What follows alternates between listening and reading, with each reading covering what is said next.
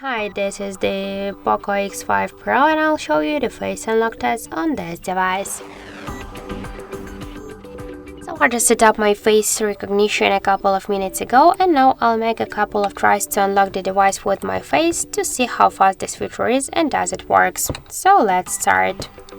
1, 2, 3, 4, 5. As we can see, face unlock works here fast and correct, and we just unlock the device less than in a couple of seconds. This is the good result for the face unlock. I just suggest you to try this unlock method, but don't forget that the face unlock is less secure than the passcode or PIN code unlock methods. That's it, thank you for watching, and if you find this video helpful, don't forget to leave a like, comment and to subscribe our channel.